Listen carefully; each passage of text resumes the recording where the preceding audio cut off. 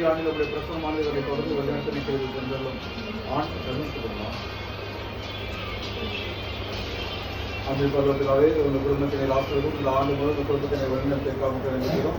இந்த புதிய ஆண்டில் உடைய பிரசனமானவர்களை தொடர்ந்து வழிநடத்த நிற்கிறது சென்றலும் ஆண்டவர்கள் ஆசீர்வாதங்களை உங்களை காப்பாராக. ஆண்டவர் தம் திருமுகத்தில் நுழைச்செய்தும் இந்த அருள் கொள்வாராக.